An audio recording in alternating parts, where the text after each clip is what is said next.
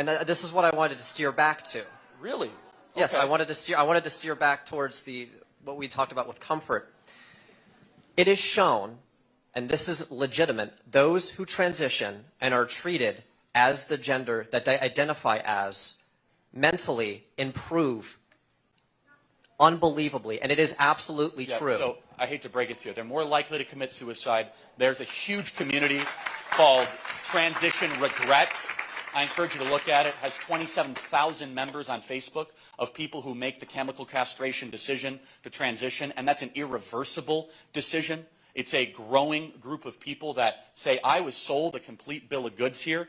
And so, you know, that really is the question, which is, if it's irreversible, and you're citing some study that, honestly, the data shows exactly the opposite, is that they're more likely to commit suicide, more likely for self-harm, all these sorts of things. What is the proper way to treat it? As I said, the study has not been disproven. The reason that the suicide rate is so high is because they are bullied for who they are. I have seen it in school, and this is a truth. And you know why I know it's nonsense? Because every single person in this room disagrees with you fundamentally and is treating you incredibly respectfully tonight. That is a pile of garbage. I know it's a pile of garbage. Of course. And so, instead, and I'll be honest, it's the people that are in those positions that end up becoming the bullies themselves, that kicked me off of Twitter. That's, and no offense, but kind of your team is the one that's super, like, offended that I used a name that Levine used to have. Like, who's the bully in this situation? Well, it's disrespectful to do that because she identifies as a woman.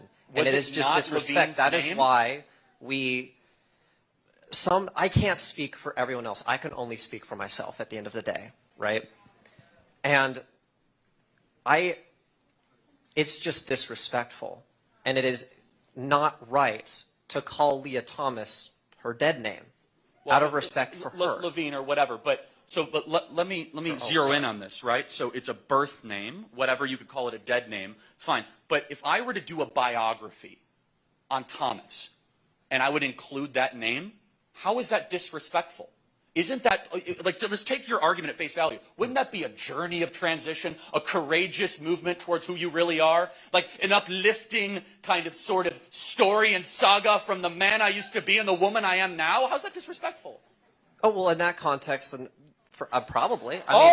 So dead naming's now okay. I mean, maybe my tweet was all about the courageous journey of Ricardo Levine that once was named Richard and now name is Rachel. Do you see what's getting here is that you're putting a lot of preference on context and on how I identify and all of this. And your opinions, you can have your opinions. But what we're talking about tonight is how we structure society, right? And that is a totally different thing than your opinion. So when we start to structure society on a vast minority opinion, and we start to use power and force around that vast minority of an opinion, all of a sudden, the only way you can win that argument is the person who wins the oppression Olympics. Is the person who says, I'm the most victimized, therefore I get to create the rules because I'm not comfortable. And here's something that you might not want to hear, is that if you have liberty, by definition, you're not going to be comfortable. You cannot have liberty and comfort. You can't have them together. Instead, you know what? And I think deep down you have this in you. You can get stronger. And I want you to get stronger. Instead of you trying to remove everything that offends you in the world, I want you to dig deeper and be tougher than the people around you. That's what we believe. Final thought. Final thought. Yeah. Oh, final thought. Sorry. Trying to think of a final thought. At the end of the day, like, no hate towards you. I respect your opinion. Of course, like, I'm not here to, you know, cause a fight or an intense argument. I'm just saying I disagree. And there is no oppression Olympics. All that, you know, we want is simply just recognition and respect. That's really it.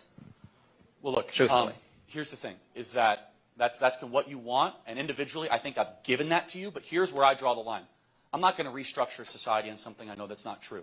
I'm not going to turn my back on 50% of the population for something that's not true. And I'm certainly not going to call somebody a pronoun that I know that isn't true in front of me. So I believe your soul totally demands respect. Absolutely, 100%. But as soon as you then start to get into society and civilization and restructure everything around your feelings, then all of a sudden it's whoever has the loudest voice and who's willing to use power. And that's where we as conservatives draw the line. I want to thank you for being here tonight, truly. Thank you. Thank you. Thank you for your time.